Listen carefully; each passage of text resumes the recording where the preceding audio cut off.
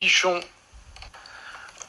Merci, monsieur le maire. Monsieur le maire, je dois vous dire ma profonde indignation parce qu'il y a des sujets qui devraient nous rassembler, puisqu'il y a des drames humains qui devraient nous élever au-dessus des querelles partisanes. Et pourtant, vous avez fait un autre choix. Vous avez choisi de transformer la souffrance des victimes en procès politique contre le Rassemblement national. Je le dis avec gravité, je trouve ça là profondément regrettable.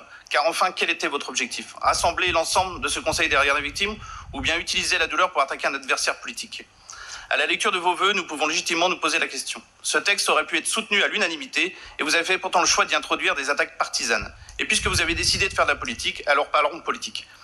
Vous nous reprochez certains votes au Parlement européen, mais vous présentez ces votes de manière trompeuse. Le Rassemblement national n'a jamais voté contre la répression des femmes ou des enfants.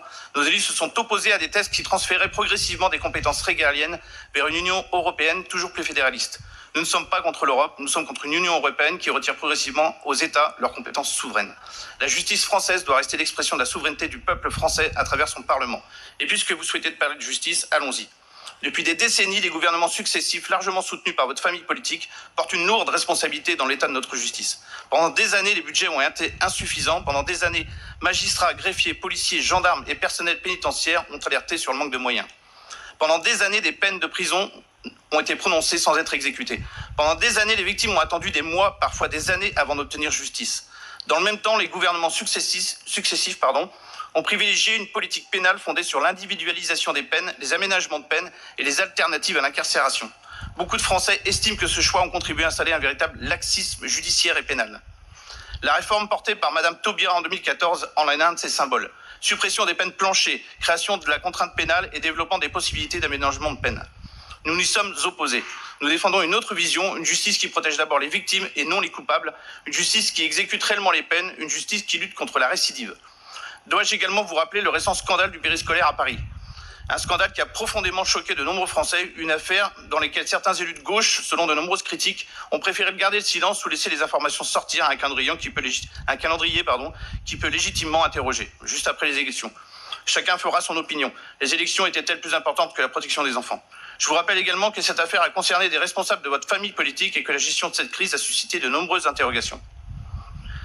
Quand je repense à M. Pierre-Alain Coutinho, à de Houdon, alors candidat LFI aux élections départementales, aujourd'hui mis en cause pour des faits d'une extrême gravité portant sur des violences et des agressions sexuelles sur des mineurs très jeunes, je me souviens qu'il manifestait contre moi en tenant par la main une petite fille qu'il a violée, tout en me qualifiant de monstre inhumain. Cette image m'a profondément marqué, alors je pose réellement la question, qui est le monstre? Et je ne parle même pas des députés d'extrême gauche mis en cause ou condamnés pour violence conjugale applaudis à l'Assemblée nationale. Alors aujourd'hui, entendre la gauche me donner des leçons de morale et des leçons sur la politique judiciaire me ferait presque sourire si le sujet n'était pas aussi grave. Alors je dis avec gravité, lorsqu'on craint réellement la sanction, on réfléchit davantage avant de commettre un crime.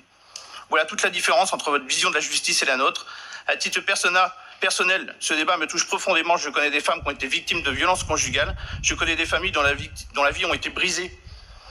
Je n'oublie jamais mon amie d'enfance Marina Lebeau qui a été ici assassinée, enceinte de 8 mois et son enfant tué avec elle, par son conjoint.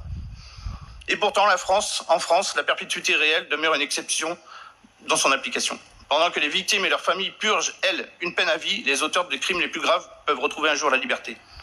C'est précisément cette philosophie pénale que nous contestons depuis toujours, car nous pensons que la première protection des victimes est une justice ferme, certaine et effectivement exécutée.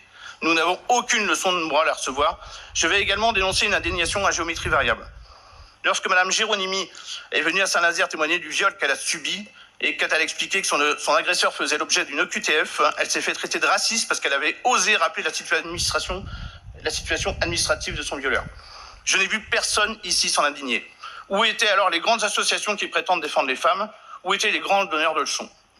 Sommes-nous arrivés au point qu'il serait devenu plus grave de rappeler qu'un violeur était sous OQTF que de dénoncer le viol lui-même? Pour nous, une victime est une victime. Nous la soutiendrons toujours. J'ai 2 filles, je ne voterai jamais contre un texte qui les protège, mais je refuse de soutenir un texte qui instrumentalise la souffrance pour salir un adversaire politique. L'unanimité est possible, elle dépend uniquement de vous. Retirez les passages consacrés au Rassemblement national, retirez ces procès d'intention, et nous soutiendrons évidemment ce vœu. La responsabilité de l'absence d'unanimité ne sera pas la nôtre, elle sera la vôtre, et les Nazériens en tireront leurs propres conclusions. Merci. Certainement pas, monsieur le représentant.